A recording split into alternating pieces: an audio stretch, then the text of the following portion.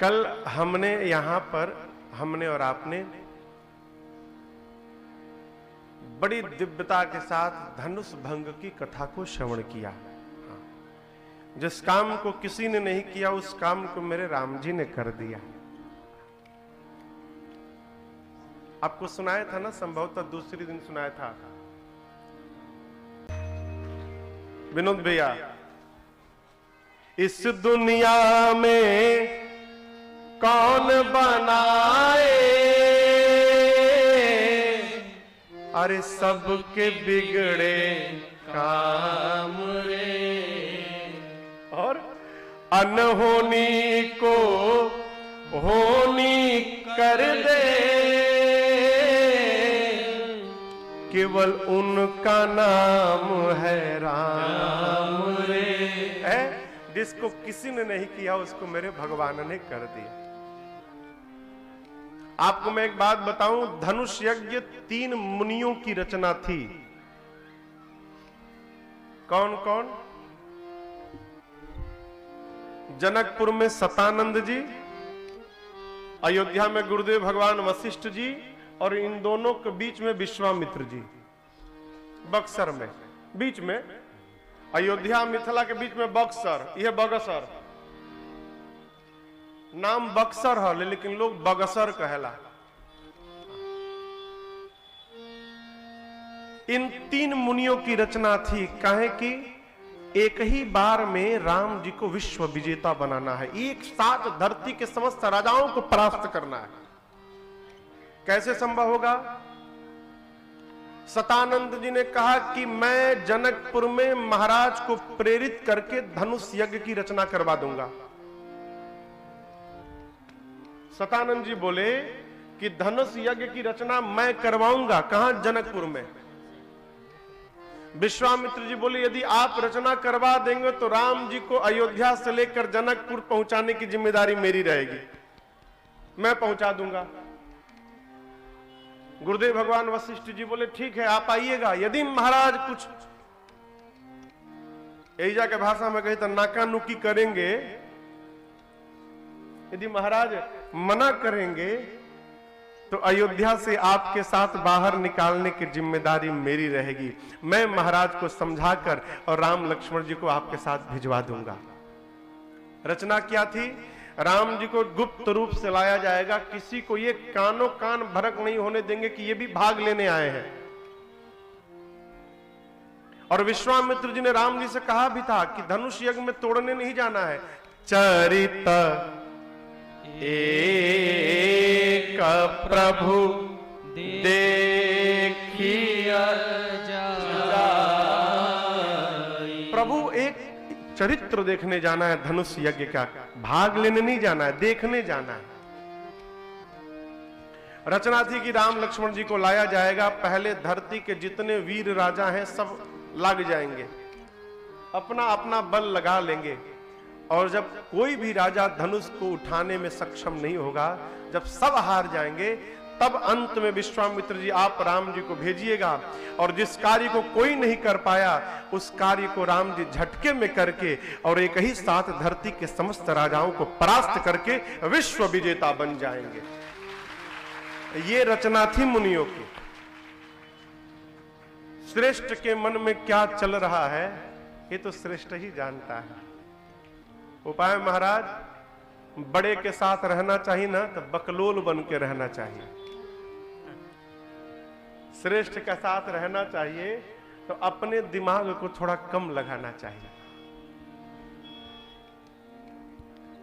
बाबा कहते हैं रघुबर उर जयमान।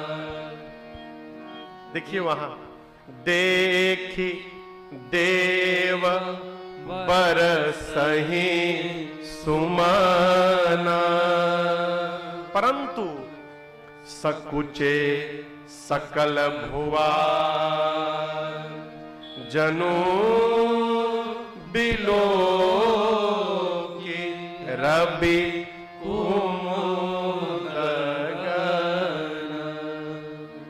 भगवान के गले में मां ने जयमाल पहनाया। देवता आकाश से पुष्प की वर्षा करते हैं, पूरा नगर पुर और व्योम, व्योम माने आकाश, जनकपुर में और आकाश में दोनों जगह वाद्य बजने लगे। खल भय मलिन साधु सब राजे, जो खल राजा थे सबका मन मलिन हो गया, साधु गदगद हो ही गए। विकसे, जिस प्रकार सूर्य के आने के बाद कमल के पुष्प पुष्पित हो जाते हैं, उसी प्रकार भगवान को मंच पे खड़े देखकर जितने संत रूपी वहां पर पुष्प थे, सबके नेत्र हरिहर आ गए हो, गदगद हो गए सब। आइए अजय बाबू, बाबू अजय गुप्ता जी और निगी जी दिल्ली से आए हैं, दिल्ली से कथवा सुने आ गए। हम मना कर रहे थे मत आओ, गांव है, और नहीं महाराज हम तो आएंगे।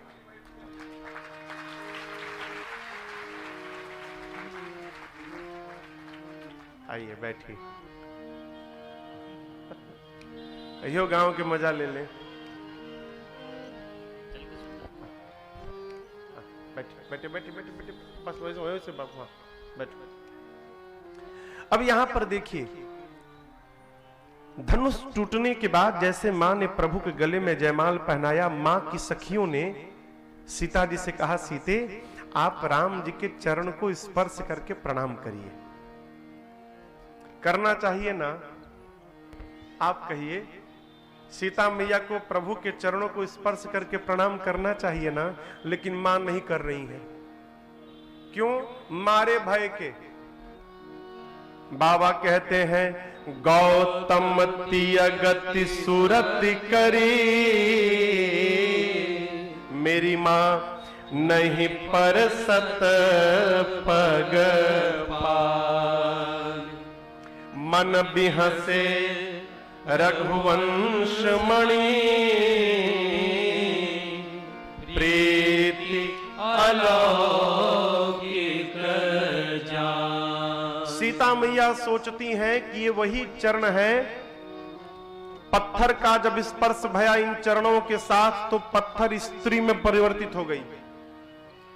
अब वही चरण है, मैं तो पहले से स्त्री हूं, यदि मैंने छू दिया और जड़ी बूटी ने मेरे ऊपर असर कर दिया तो न जाने मैं स्त्री से क्या बन जाऊं। मारे भय के सीता मैया प्रभु के चरणों को स्पर्श नहीं कर रही है। और देखिए, मां के मन के भीतर के भाव को जानकर प्रभु बिहस पड़े। मन बिहसे रघुवंश मणि, कब बिहसे? प्रीति अलौकिक जान। एक एक बात सदैव स्मरण में रहिएगा, रखिएगा।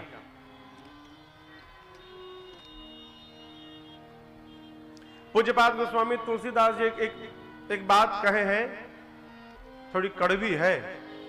गोस्वामी जी कहते हैं, आवत ही हर से नहीं और नैनन नहीं स्नेह, तुलसी वहां न जाइए भले कंचन बरसे मेघ। कहीं आप गए और आपके जाने से सामने वाले का हृदय हर्षित नहीं भया और उसके आंखों में आपके प्रति प्रेम नहीं दिखाई पड़ा, तो उस घर के आंगन में बादल भले सोने की वर्षा करते हो, उस घर में कदापि नहीं जाना चाहिए। गोस्वामी जी कहते हैं, जहां जाने पर प्रेम न दिखाई पड़े हो, इंद्र समान राजा क्यों ना हो, उससे अच्छा अपने घर की सूखी रोटी है, उसके मालपुआ से अच्छा सूखी रोटी खा के रह जाओ। ऐसे व्यक्ति के घर कदापि नहीं जाना चाहिए। गोस्वामी जी कहते हैं, लोग तो कोई आता है तो भीतर तो भले कुछ भी चल रहा, ऊपर है बहुत सुंदर आप आ गए, आइए आइए आइए, अब भीतर कहां से चला आया। ये जीवन ठीक नहीं है। राम जी हंसते हैं, लेकिन कब हंसते हैं? सामने वाले के भीतर जब तक अलौकिक प्रेम का दर्शन नहीं होता, मेरे राम जी हंसने वाले नहीं है। अलौकिक प्रेम, लौकिक प्रेम नहीं, अलौकिक। अब आप कहोगे महाराज लौकिक और अलौकिक प्रेम में क्या अंतर है? प्रश्न है ना। जो भगवान को लौकिक प्रेम करता है वो भगवान के पास जाकर दिन रात मांगता रहता है, और जो अलौकिक प्रेम करता है ना वो मांगता नहीं है, उसके पास जो रहता है वो भी भगवान के ऊपर लुटाता रहता है। ये प्रेम में मूल अंतर है। अलौकिक प्रेम जहां चाह नहीं होती, जहां चाह है वहां प्रेम नहीं है। देखिए बहुत कड़वी बात, बहुत कड़वी बात, क्षमा करिएगा। जिसके साथ संबंध का जीवन भर निर्वाह करना है उससे जीवन में कोई चाह मत रखिएगा। जिसके साथ जीवन भर संबंध निभाना है उससे कभी कोई चाह मत रखिएगा। और संबंध समाप्त करना है तो जाकर रुपया मांगकर देख लीजिए, आपका संबंध समाप्त हो जाएगा। कितना भी गहरा संबंध क्यों ना हो, समाप्त होना ही है। क्यों? जहां आपने कहा दो, लॉ सबका अच्छा लगेगा, लॉ और दो ये तो जाने को नहीं मांगता महाराज। लॉ दो बुझाता ना। एक बड़े चतुर आदमी थे, वो कहते थे हमरी घरे अब तो का लियब, तहरी घरे आम तो का खियब। क्या कहते थे? हमरी घरे अब तो का लियब और तहरी घरे आम तो का खियब। ले जाने का कोई सीन नहीं है। ऐसे संबंध नहीं चलता, कदापि नहीं चलता। भगवान अलौकिक प्रेम देखकर मुस्कुराते हैं। अलौकिक प्रेम में लेना नहीं होता है। अलौकिक प्रेम में तो जीव सर्वस्व न्यौछावर करने को तत्पर रहता है। जो है प्रभु आपका है, सब आपका है। जीव इतना बड़ा क्या बताएं आपको, भगवान को आरती उतारता है। आप दर्शन करिए, आरती उतारता है, घंटी पकड़ लिया गरुण जी। गरुण जी घंटी पकड़ लिया, अब आरती लिया, शुरू किया। तन मन धन जो भी है सब कुछ है तेरा, स्वामी सब कुछ है तेरा। दिखाई दे रहा है ना? मुंह से बोलता है सब कुछ है तेरा, इधर का ठेंगा है, ठेंगा। ठीक है हो, ठीक है? नहीं। कल प्रसंग आएगा, भगवान कल फिर मुस्कुराएंगे। एक बार भगवान कल फिर मुस्कुराएंगे। सुन के वट के बैल प्रेम लपेटे अटपटे, बिहसे करुणा है चितई जान की लखन तन। कल भगवान मुस्कुराएंगे, बिहसेंगे। कब? केवट भैया की अटपटी बात को सुनकर भगवान मुस्कुराएंगे। कौन सी अटपटी बात हो?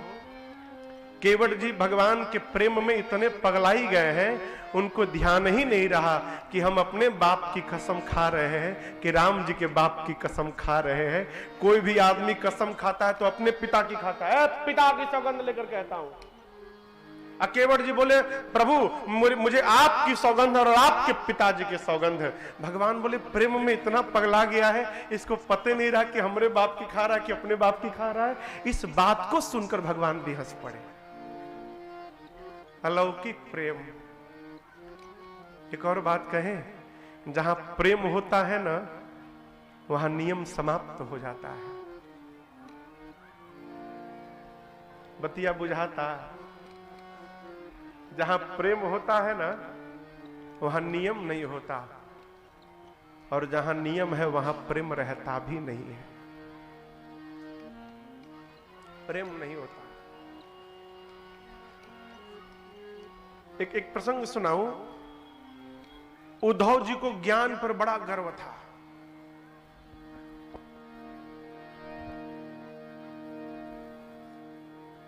भगवान कृष्ण से बोले, कौन सी गोपियां हैं जो दिन रात आपके विरह में रोती रहती है? प्रेम कुछ होता ही थोड़ी है, कुछ नहीं है, ज्ञान सर्वोपरि है। भगवान कृष्ण ने कहा, उद्धव तुम ठीक कह रहे हो, उन पागल गोपियों को कौन समझाए, तुम ज्ञानी हो उद्धव, यदि तुम जाकर सिखा सकते हो ना तो शायद उनके समझ में कुछ बात आ जाए।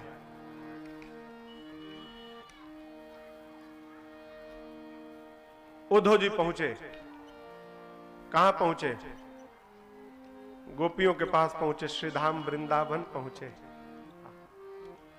वृंदावन पहुंचे उद्धव जी, गोपियों से मिले, राधा जी के पास पहुंचे, लगे ज्ञान की बात करने। राधा जी ने कहा, अपना ज्ञान का पिटार अपने पास रखिए उद्धव जी, पहले हम लोग की बात जाकर कन्हैया से बता दीजिएगा। क्या? आरे बजरा के छतिया भैली, ई पातिली खवैया के, हमनी के विपत्तिया। उद्धव जी सुनैहा कन्हैया से, हमनी के विपत्तिया। क्या क्या आपकी क्या विपत्ति है? बोले हमनी को छोड़िए, उधर देखिए, दूबर भइले बाछा बाछी, सुख गइल कदम के गाछी। उनकी वियोग में दूबर भइले बाछा बाछी, सुख गइल कदम के गाछी।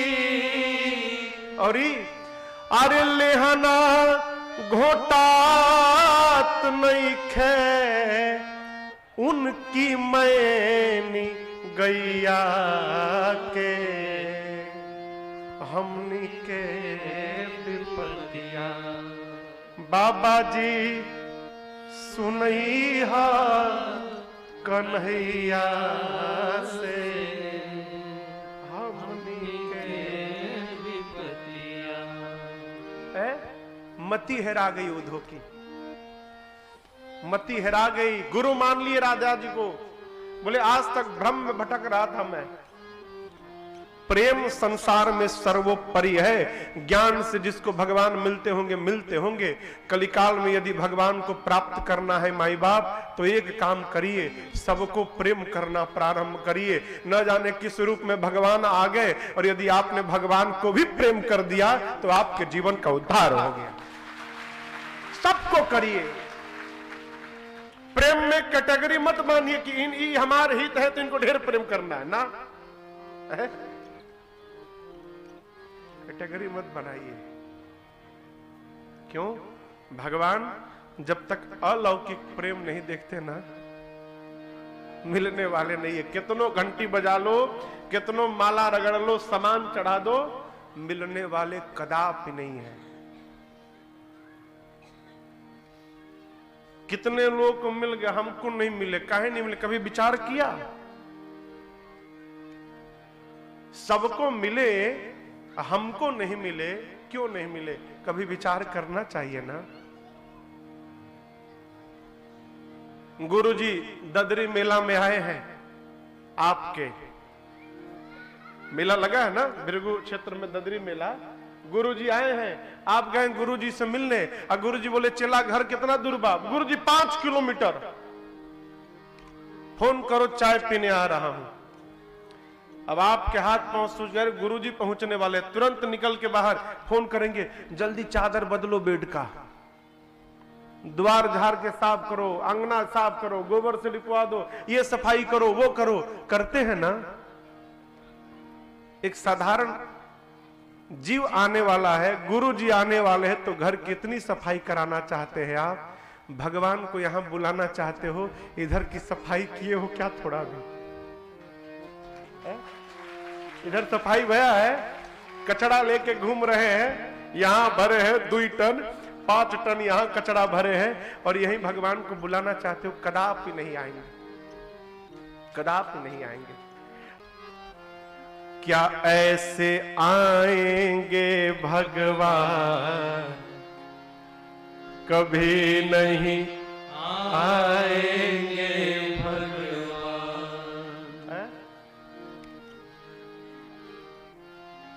प्रेम करना प्रारंभ करिए, प्रेम करना।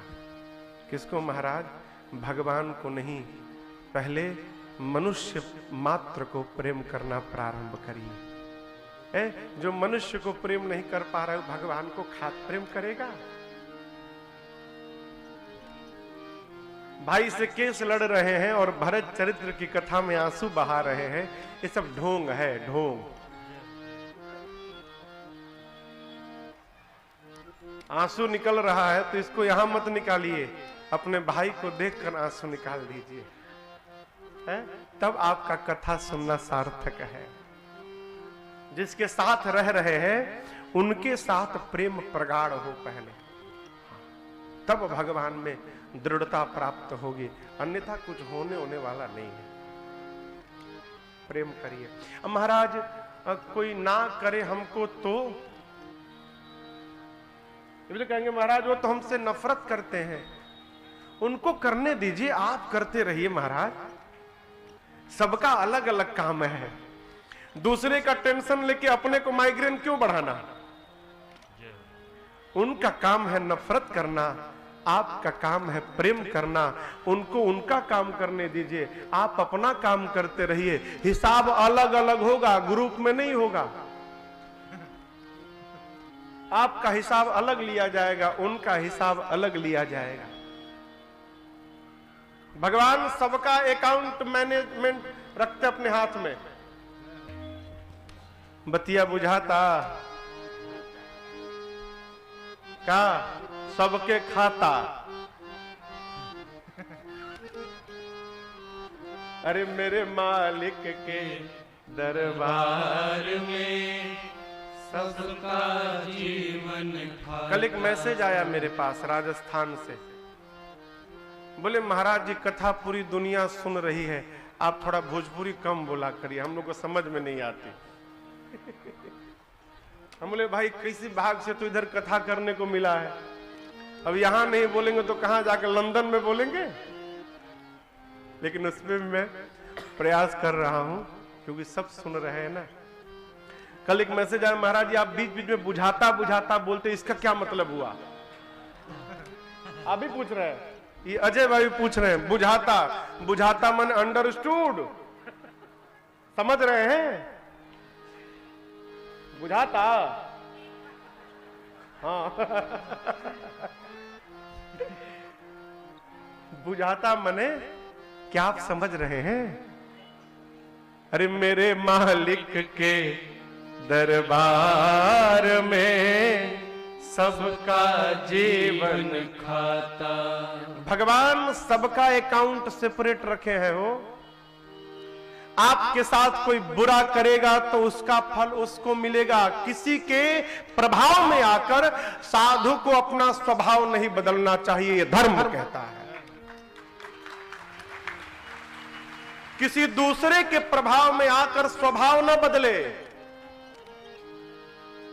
कोई आपको कुछ कह दिया तो आप भी कहेंगे, ये कोई जीवन थोड़ी है।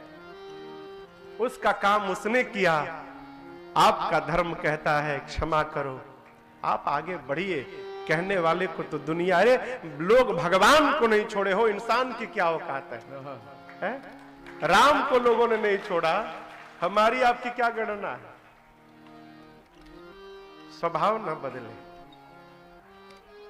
प्रेम करिए। क्यों? भगवान अलौकिक प्रेम देखने के बाद ही मुस्कुराते हैं।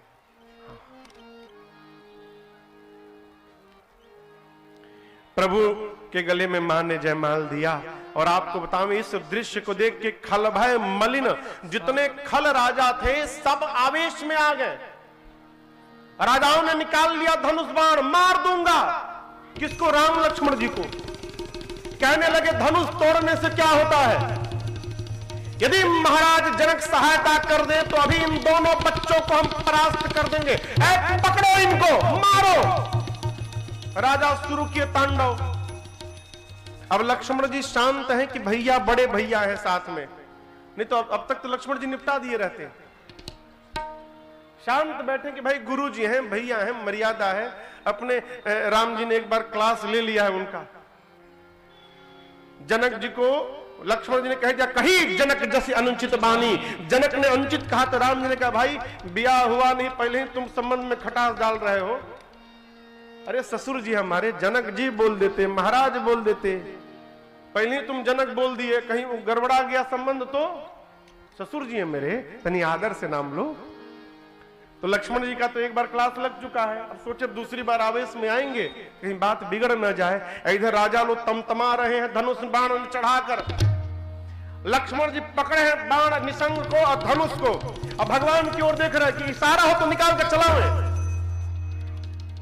पकड़ के भगवान बोले, कहा लक्ष्मण जी कहे, भैया ये लोग बोल रहे कि युद्ध के लिए तनी निपट आवे का हम। भगवान बोले, शांत बैठो, इन सबको शांत करने वाला बाबा चल दिया है, पहुंचने वाला है बाबा अभी। कौन? परशुराम जी महाराज। अब अभी आते आते सब शांत हो जाएंगे, आप शांत बैठो। राम जी बोले, राजा सब कह रहे हैं धरो पकड़ो मारो। तब तक गोस्वामी जी कहते हैं, अरे ते ही अवसर सुने शिव धानु भंगा। अवसर सुने शिव धनु भंगा। आयौ भृगु कुल कमल पतंगा। आयौ भृगु कुल कमल पतंगा। देखे महीपत सकल सकुचाने। देखे महीपत सकल सकुचाने। बाज झपट जनो लवालुकाने। बाज झपट जनु लवालुकाने। गौर शरीर भूति भल भ्राजा। गौर शरीर भूति बल भ्राजा। भाल विशाल त्रिपुंड विराजा। भाल विशाल त्रिपुंड विराजा। शेष जटा शशि बदन सुहावा। शेष जटा शशि वदन सुहावा। ऋषभस कछु का अरुण होई आवा। ऋषभस कछु का अरुण होई आवा।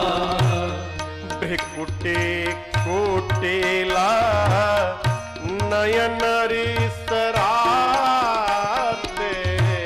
भ्रिकुटे कोटिला नयन रिसराते। सहजहु चितवत मनहु रिसाते। सहजहु चितवत मनहु रिसाते। वृषभकंधा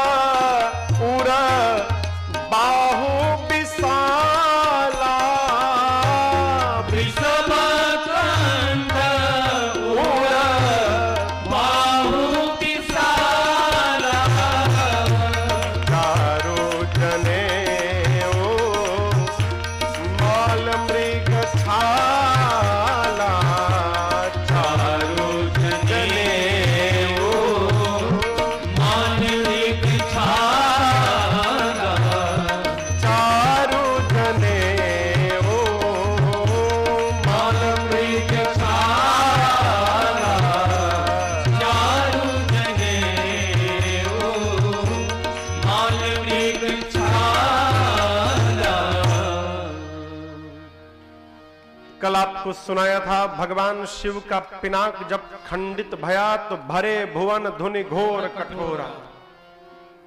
केवल जनकपुर में नहीं, पूरा ब्रह्मांड उस धनुष के टूटने की आवाज से भर गया। भगवान सूर्य के घोड़े चलते चलते धनुष के टूटने की आवाज को सुने तो मारे भय के सूर्य नारायण के घोड़े अपने पथ से भटक के भागने लगे। इतनी तीव्र ध्वनि थी। जनक जी के पास ये धनुष विश्वामित्र जी ने ही ये परशुराम जी ने ही रखवाया था, क्योंकि उनके पास एक धनुष पहले से था, भगवान श्रीहरि का धनुष अजगौ। तो कहे दो दो धनुष लेके कौन चलेगा? तो शिव जी का जो पिनाक था वो जनक जी के पास सुरक्षित रखवाया था। किसने? परशुराम जी ने। धनुष जब खंडित भया, टूटने की आवाज परशुराम जी के कान में पहुंची तो समझ गए ये तो पिनाक के टूटने की आवाज है। पिनाक तोड़ दिया गया। आपके पास कोई अपना सामान रखवाए तो आप उसको दांव पे लगा देंगे? कहिए, दांव पे लगवा के तोड़वा देंगे? परशुराम जी बोले मैं तो जनक के पास सुरक्षित रखा था, पिनाक टूट गया है। पूरे क्रोध में आग बबूला होकर चल पड़े परशुराम जी। गोरा शरीर भस्म से विभूषित है, विशाल भाल पर त्रिपुंड शोभायमान है उनके। है गोरे शरीर। देखिए, गोरा आदमी जब क्रोध में आता है तो पूरा चेहरा लाल हो जाता है। किसी किसी के कान लाल हो जाते हैं, किसी का ये नाक लाल हो जाता है क्रोध में। यहां लिखा है रिस बस कछुक अरुण हुई आवा। अरुण कहते हैं भगवान सूर्य जब प्रातः काल निकलते हैं उस समय उनका जो रंग होता है उसको अरुण कहते हैं। क्रोध के कारण गोरा शरीर जो मुख है वो थोड़ा लाल हो गया है, भ्रिकुटी तनी हुई है। सहज भी देख रहे हैं तो मानो क्रोध में देख रहे हैं। कई आदमी का स्वभाव होता है ऐसे ही 24 घंटा रहते हैं। इसको थोड़ा बैलेंस करके बराबर ले आइए। ऐसे जो है ना, ये 3 रेखा समाप्त करके ऐसे पर ले आइए। क्यों? ज्यादा ऐसे रहा ना तो माइग्रेन हो जाएगा। इसको बैलेंस करिए थोड़ा। यहां लिखा है परशुराम जी के लिए कि सहज भी देख रहे हैं तो ऐसा लगता है मानो क्रोध की अग्नि से देख रहे हो, क्रोध की दृष्टि से देख रहे हो। आए हैं वृषभ, यानी वृषभ समझते हैं ना, बैल। बैल को, बैल का जैसे कूल्हा रहता है वैसे एकदम वृषभ कंध, विशाल भुजाओं से संपन्न परशुराम जी। फरसा है, अजगौ धनुष है, कमर में निसंग लटका हुआ है। आए हैं मृग चर्म लपेटकर। जिस प्रकार बाज पक्षी को देखकर लवा पक्षी छिप जाता है, जितने राजा धनुष बाण लिए थे हाथ में, जैसे देखे परशुराम जी आए हैं धनुष बाण फेंक फेंक के खड़े हो गए। कहीं बाबा जी देख मत ले कि धनुष बाण लिए हैं युद्ध करने के लिए, तुरंत मार डालेंगे। फेंक दिए सब राजा लोग, खड़े हो गए। और खड़े ही नहीं भय, परशुराम जी आए तो राजाओं ने लाइन लगा दिया प्रणाम करने के लिए। कतार लगाकर जाकर राजा दंडवत करते हैं और केवल अपना नाम नहीं लेते, अपने बाबूजी का नाम लेते हैं और लेके तो हम उन्हीं के लड़के हैं, उन्हीं के, मेरे पत्नी कृपा बना के रखिएगा बाबा जी। प्रणाम कर करके राजा लोग जाके किनारे खड़े हो गए। अब कोई नहीं बोल रहा कि मारो पकड़ो धरो, सब शांत चुप। लोग कहते कि पता रहता ये आने वाले तो मईबे नहीं करते, यहां पता रहता कि ये भी आएंगे यहां तो हम धनुष यज्ञ में आते ही नहीं। भंजनिहारा नाथ शंभो धनु भंजनिहारा होई ही केऊ एक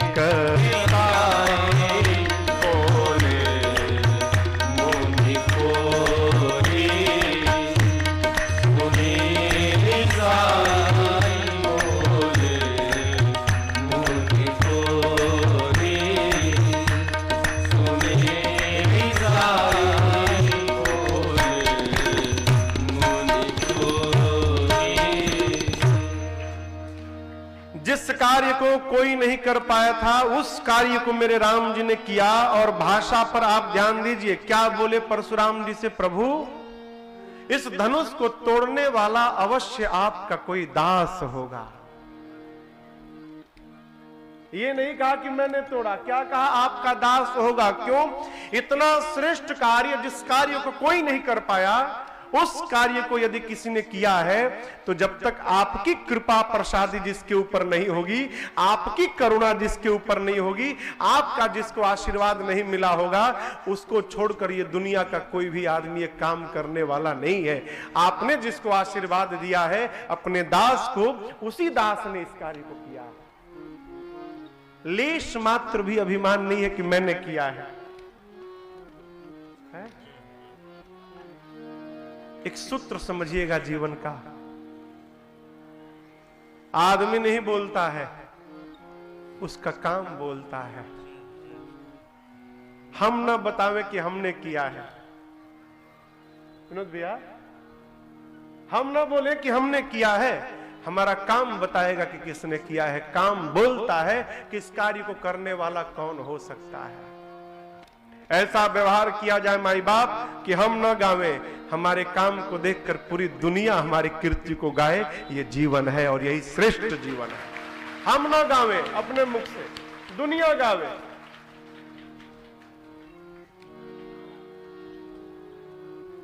अच्छा काम भी पता चलता है किसने किया है, और बुरा काम भी पता चलता है किसने किया है? राम जी कहे प्रभु अवश्य आपका कोई दास होगा।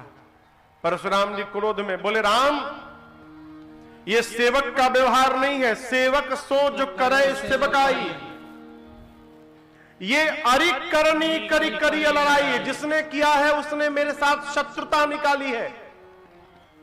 शीघ्र निकाल कर राम बाहर करो, नहीं तो जितने राजा हैं सबको मारूंगा आज मैं, जितने राजा हैं सबको मार डालूंगा। तुरंत निकाल कर बाहर करो जिसने कार्य किया है। राजा कांपने लगे, राम जी बताएंगे नहीं, इशारे में बोल दिए कि दास, अरे साफ साफ बोलते कि मैंने किया है, कम से कम हम लोग तो बचते। अब ये बोलेंगे नहीं कि मैंने किया है, और बाबा बोल दिए बाहर नहीं आया तो सबको मारेंगे। लक्ष्मण जी दूर खड़े थे। लक्ष्मण जी सोचे जोड़ी बन नहीं रही है। बाबा जितने गरम दल के हैं, मेरे भैया उतने नरम दल के हैं। ये भगवान प्रति उत्तर देना नहीं जानते। और देखिए ये श्रेष्ठ जीवन है। बोल ही दिया तो बचा क्या हो माई बाप। जब बोल ही दिया, किसी ने आपको कुछ कहा और आपने प्रति उत्तर दे दिया, तो फिर बचा क्या। मौन रहा जाए, कोई बोल रहा है तो उसको बोलने दिया जाए। अपने मुख से किसी के लिए बुरा नहीं बोलना चाहिए। क्यों? उसमें अपना ही नुकसान होता है।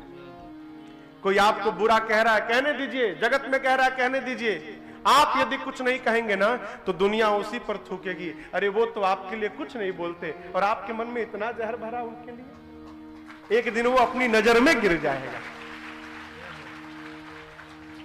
प्रति उत्तर न दिया जाए कहीं भी संबंध में। देखिए विवाद कब बढ़ता है, जब उत्तर पर प्रति उत्तर आने लगता है, तो घर में, समाज में विवाद बढ़ जाता है।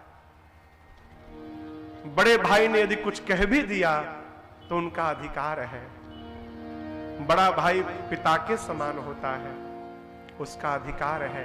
वो कह सकते हैं हम छोटे हैं तो हमारा धर्म है भगवान की बात समझकर और उसको सहर्ष स्वीकार करके उत्तर नहीं देना चाहिए। ये मानव का धर्म है, बोलना नहीं चाहिए। कई लोग महाराज हमके बोलना है ना, हम मुंह पे बोलनी है। बहुत सुंदर की नोबेल प्राइज मिलेगा आपको। नहीं, मेरे राम जी प्रति उत्तर देना नहीं जानते।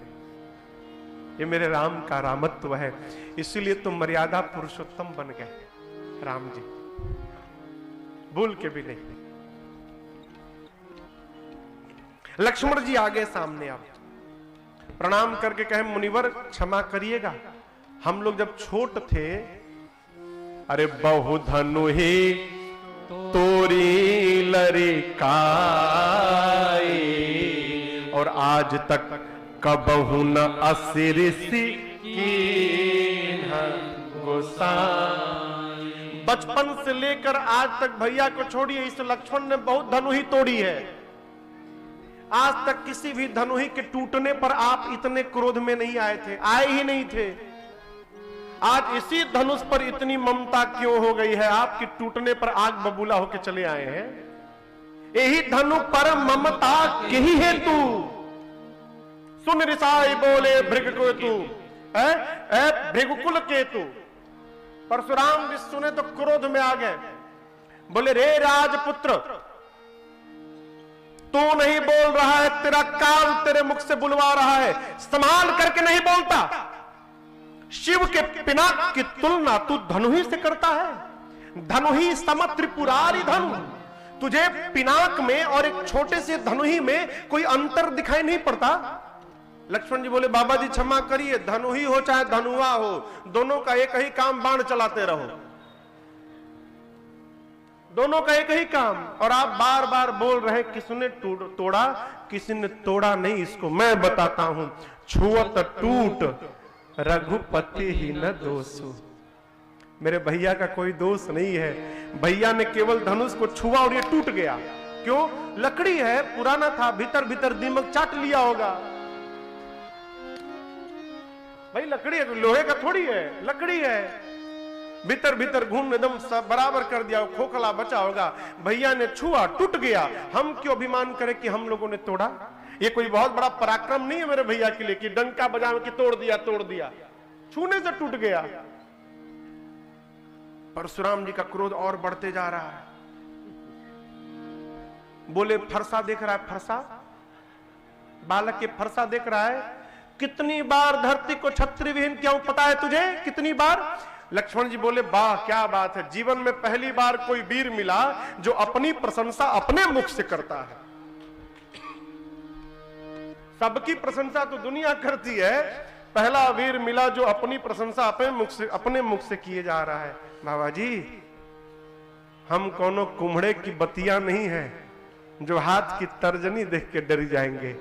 ये फरसा वरसा रखिए। अरे टूट गया, अब इसमें इतना आग बबूला होने की क्या बात है? सामने पड़ा है, बुला के किसी को जुड़वा लीजिए। राम जी संभालते हैं, तब तक टप से लक्ष्मण जी को टपका देते हैं। परशुराम जी बोले राम मैं तुम्हारी चतुराई समझ गया, तुम मीठा बोलते हो और तुम्हारा भाई तीखा बोलता है, और ये बोलता नहीं है, तुम बुलवा रहे हो इससे, अपने मीठा मीठा बोल के हमको शांत कर रहे हो और तब तक ये कड़वा बोल दे रहा है। राम जी बोले मुनिवर हम क्या कड़वा बोलेंगे, हमारी क्षमता क्या है, हम तो सब प्रकार से आपसे हारे हैं। आपका नाम मेरे नाम से बड़ा है, मेरा नाम केवल राम है, आपका नाम परशुराम है। जाति में आप मेरे से बड़े हैं, मैं क्षत्रिय हूं, आप ब्राह्मण हैं, उम्र में आप मेरे से बड़े हैं। प्रभु मेरे पास तो केवल एक गुण है धनुष, आप 9 के 9 गुण जो यज्ञोपवीत के हैं, आप उससे संपन्न श्रेष्ठ ब्राह्मण हैं, हम आपसे क्या तुलना करेंगे। आप परशुराम जी और आग बबूला हुए। तब अंत में राम जी ने कहा मुनिवर क्षमा करिएगा, हमारा अपराध जितना बड़ा नहीं है उससे बड़ा अब आपका क्रोध हो रहा है। हम क्यों अभिमान करेंगे कि हमने तोड़ा? अरे छूने से पिनाक टूट गया।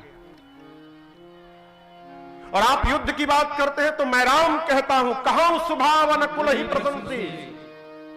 मैं अपने कुल की, सूर्यवंश की, रघुकुल की प्रशंसा नहीं कर रहा हूं, मैं अपना स्वभाव बताता हूं। राम रघुवंशी के सामने युद्ध में काल आ जाए, रघुवंशी काल को भी अपना पीठ नहीं दिखाता, युद्ध करता है।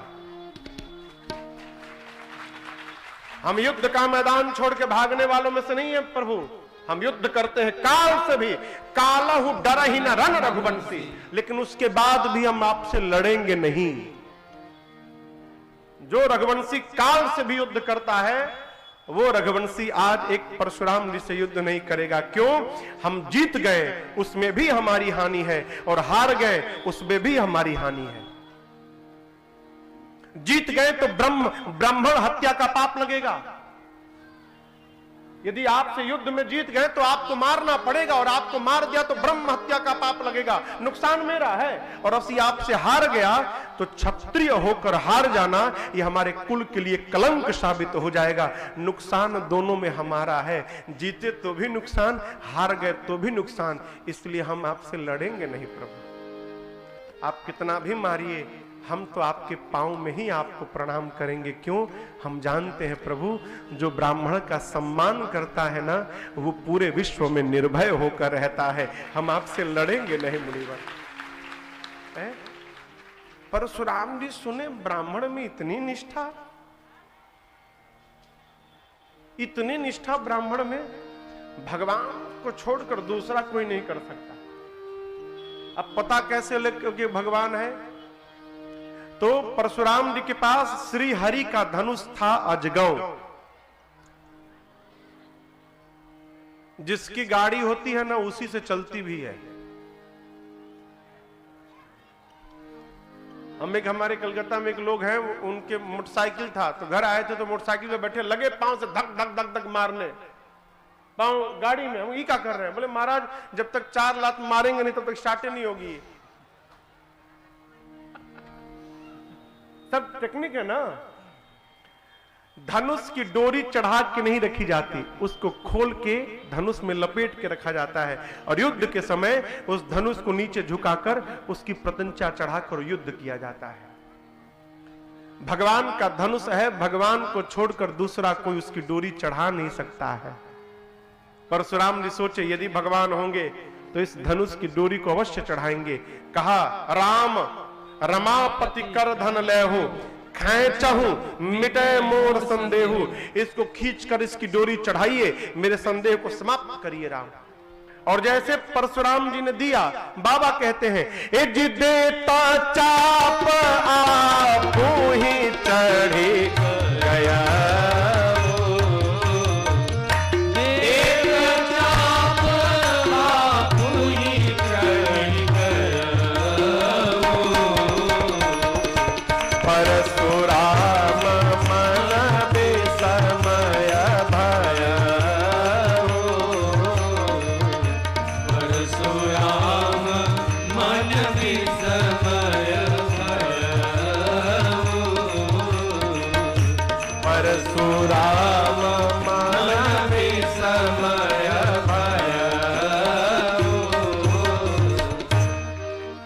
जैसे परशुराम जी ने अजगौ दिया, भगवान ने पकड़ा, उसकी प्रत्यंचा अपने आप धनुष पे चढ़ गई। परशुराम जी के मन में विस्मय भया है। यहां पर 9 बार जय जयकार करके, किसका? राम जी का। परशुराम जी वन में तपस्या करने के लिए चले गए। परशुराम जी के जाने के बाद लोग श्वास में श्वास लिए। विश्वामित्र जी ने महाराज जनक से कहा, महाराज टूटत ही धनु भयउ विबाहु, सुर नर नाग विदित सब काहू। धनुष के टूटने के साथ विवाह तो हो गया, परंतु अब अपने कुल परंपरा के अनुसार विवाह संपन्न कराने के लिए आप दूतों को पत्र देकर अयोध्या भेजिए, जिससे श्री चक्रवर्ती जी महाराज बारात लेकर जनकपुर आवें और आप धूमधाम से विवाह संपन्न करें। जैसे विश्वामित्र जी ने महाराज जनक से बात कही, तुरंत जनक जी ने दूतों को बुलाया और पत्र देकर भेजा। दूत पत्र लेकर पहुंचे। कहां? बाबा कहते हैं, अरे पहुंचे दूत रामपुर पावन, पहुंचे दूत रामपुर पावन, हर से नगर दिलों की सुहावन, हर से नगर दिलों की सुहावन, भूप द्वार तिन्हा खबरी जनाई, भूप द्वार तिन्हा खबरी जनाई, दशरथ नृप सुने लिए बुलाए। दशरथ नृप सुने लिए बुलाए। करे प्रणाम तिन्ह पाती दीन्हि। करे प्रणाम तिन्ह पाती दीन्हि। मुदित महीप आप उठ लेन्हि। मुदित महीप आप उठ लेन्हि। बारी बिलोचन बारी बिलोचन पाचत पाते। पुलक घात आए भरि छाती। पुलक घात आए भरि छाती। पुलक घात आए भरि छाती। दूत पहुंचे, कहां पहुंचे? श्रीधाम अयोध्या पहुंचे। और आपको बतावें, अयोध्या का दर्शन करके न हो दूत गदगद हो गए हैं। हर्षे नगर बिलो की सुहावन। सुहावने पावन अयोध्या को देखकर दूत गदगद हो गए। महाराज दशरथ के महल के द्वार पर पहुंचे। सभा में बैठे थे चक्रवर्ती जी महाराज। देखिए, चक्रवर्ती जी को यह तो पता था कि विश्वामित्र जी मेरे बच्चों को अपने यज्ञ की रक्षा कराने के बाद जनकपुर लेकर गए हैं, परंतु किस लिए लेकर गए हैं यह नहीं मालूम था। महाराज दशरथ के सेवकों ने आकर कहा, प्रभु जनकपुर से कुछ दूत आए हैं। इनको पता था कि बच्चे मेरे जनकपुर गए हैं। महाराज एकदम गदगद हो गए, तुरंत बुलाएं। तुरंत जनकपुर के दूतों को बुलाया है। दूत पहुंचे और आकर दूतों ने चक्रवर्ती जी को प्रणाम करके पत्र दिया। अब देखिए नियम, राजा नियम है कि राजा अपने सिंहासन पर बैठा रहे। दूत यदि किसी देश के आए हैं तो जो नीचे मंत्री लोग हैं वो दूतों से पत्र लें और ले जाकर महाराज को सिंहासन पर दें। और देना भी नहीं, दूत उसको मंत्री लोग पढ़ के महाराज को सुनाए, महाराज को लेना भी नहीं है। परंतु महाराज सुने न कि जनकपुर से दूत आए हैं, अवश्य मेरे बच्चों का कोई संदेश होगा।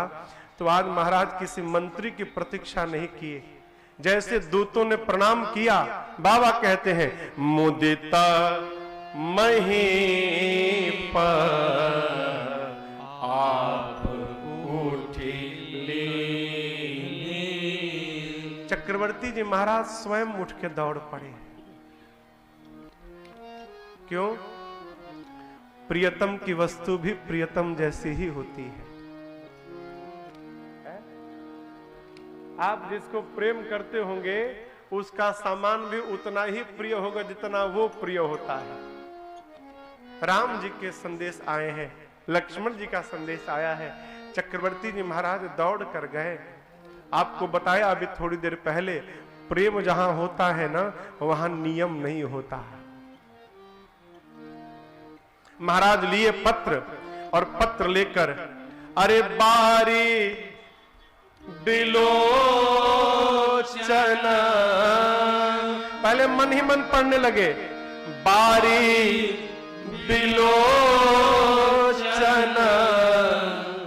बाचत पाते। परिणाम पुलक गात आए भरि छाती। महाराज के शरीर का एक एक रोम पुलकित हो गया, नेत्र सजल हो गए, महाराज रो रहे हैं, पढ़ रहे हैं, उतने गदगद हो रहे हैं। सभा के लोगों ने देखा महाराज पढ़ के आनंद में आ रहे, अरे जो आनंद महाराज को मिल रहा है काश हम लोग को भी मिल जाता। तो लोगों ने कहा महाराज एक बार हम लोग को भी पढ़ के सुना दीजिए। तो महाराज दूसरी बार सभा के लोगों को बात कर सुनाए। अरे पुण्य धरि धीरा पत्रिका बाची, परिणाम हरसी सभा बात सुनी साची, हरसी सभा बात सुनी साची। हमारी माँ एक दिन बता रही थी, माँ पहले गांव में रहती थी, अब बाबूजी कलकत्ता रहते थे। तो पहले टेलीफोन नहीं था, टेलीग्राम आता था पहले। हाँ, तो शुक्रवार को कि शनिवार को हफ्ते में एक दिन डाकिया बाजार में आता था। तो हर शुक्रवार को माँ बोलती थी कि हम लोग आस लगाए बैठे रहते थे कि आज शायद कोई पत्र आ जाए, आज शायद कोई पत्र आ जाए। गांव का कोई आदमी बाहर से आता था ना तो बड़ी प्रसन्नता होती थी, फलनवा हो गांव के आइल बना तो जरूर चिट्ठी लेके आइल हो। और किसी प्रिय की चिट्ठी आ जाए तो लोग बार बार पढ़ते हैं, सीढ़ी के नीचे लुका के पढ़ते हैं, पलंग पे बैठ के पढ़ते हैं, छिप छिप के पढ़ते हैं, बार बार। क्यों? जितनी बार पढ़ते हैं उन्हें उतनी बार आनंद आता है। महाराज पहले अपने पढ़े, उसके बाद सभा के लोगों को पढ़ के सुनाए।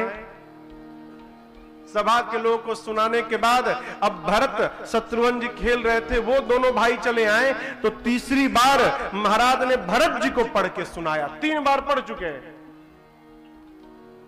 नारायण कौन आया? नारायण स्वागतम। जिसको जहां जगह मिले बैठ जाए। 3 बार महाराज पत्र 5 के सुना चुके हैं। अब दर्शन करिए। अब आप बताइए, किसी के घर का नौकर आएगा तो आप बगल में बैठाएंगे सोफा पे? अपने बगल में नहीं बिठाएंगे ना। महाराज जनक के दूत पहुंचे हैं अयोध्या और राम जी का पत्र लेकर गए थे, इसलिए चक्रवर्ती जी महाराज अपने सिंहासन के बगल वाले आसन पर बिठा लिए, दूतों को बुला के बगल में। अब बगल में बिठा कर कहते हैं, हे भैया, अरे भैया कहो कुशल दो बारे। हे भैया, हमारे दोनों लड़कवा ठीक है ना, कुशल है ना? आप लोग देखे होंगे ना। अरे तुमनी के निज नयन निहार। आप लोग देखे हैं ना मेरे बच्चों को, 2 ठे हैं, एगो सांवला है, गोरा है। विश्वामित्र जी के साथ गए होंगे, आप लोग देखे हैं, दोनों कुशल है ना भैया। क्यों? जिस दिन से विश्वामित्र जी लेकर गए हैं ना, उस दिन के बाद आज जाकर उनके बारे में कोई सूचना मेरे पास आई है। ए भैया, हमारा लड़का दोनों ठीक है ना, कुशल है ना? दूत कहे, महाराज आप अपने बच्चों की कुशलता मत पूछिए। क्यों? आपके दोनों बच्चे हमारे मिथिला में गए ना तो हमारे महाराज जनक का सब कुशल बना दिए। आपके बच्चे जहां जाते हैं वहां सबका कुशल होता रहता है, उनका तो कुशल ऐसे ही बना हुआ है। आप उनकी कुशलता मत पूछिए, वो जहां जाते हैं वहां की कुशलता बनाते रहते हैं। दूतों ने कहा, महाराज इस पत्र में तो आधा अधूरा लिखा है, यदि आप कहे तो हम पूरा सुना देंगे आपको, काका भया वहां पर। दूतों ने सब बताया। आई सुन के लोग इतने आनंद में आ गए कि आगे दौड़ने लगे, और ही लगे जाए तो ढेर से सुन ली। तो वहां भी लोग आगे बढ़ रहे हैं, और आप भी लोग थोड़ा थोड़ा आगे बढ़ाइए, आगे थोड़ा बढ़ाइए। जहां बैठे ना थोड़ा थोड़ा आगे, घुसू का ही सब है। चौकी से थोड़ा बचा के बस, हाँ आगे आगे बढ़ाइए सब लोग। श्री राम जय जय जय राम, श्री राम जय जय राम, श्री राम जय जय राम, श्री राम जय जय राम, श्री राम जय जय राम, श्री राम जय जय राम, श्री राम जय जय राम, श्री राम जय जय राम, श्री राम जय जय राम, श्री राम जय जय राम, श्री राम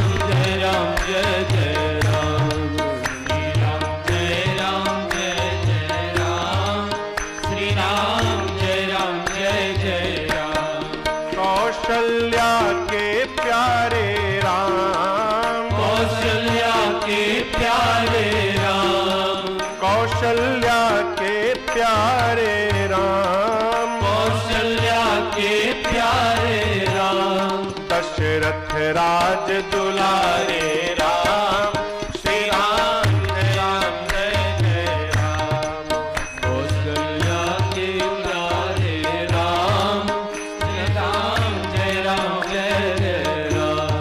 श्री राम जय जय राम, श्री राम जय जय राम, श्री राम जय जय राम, श्री राम जय जय राम, श्री राम जय जय जय राम, श्री राम जय जय राम, श्री राम जय जय राम, श्री राम जय जय राम, रघुपति राघव राजा राम, रघुपति राघव राजा राम, रघुपति राघव राजा राम, रघुपति राघव राजा राम, पतित पावन सीताराम, श्री राम जय जय राम, पतित पावन सीताराम, श्री राम जय जय राम, राम श्री राम जय जय राम, श्री राम जय जय राम, श्री राम जय जय राम, श्री राम जय जय राम, संतन के रखवारे राम, संतन के रखवारे राम, संतन के रखवारे राम, संतन के रखवारे राम, भक्तन प्राण आधारे राम, श्री राम जय जय राम, भक्तन प्राण आधारे राम, श्री राम जय जय राम, श्री राम जय जय राम, श्री राम जय जय राम, श्री राम जय जय राम, श्री राम जय जय राम, बोलिए सियावर रामचंद्र भगवान की इतने बोलिए सियावर रामचंद्र भगवान की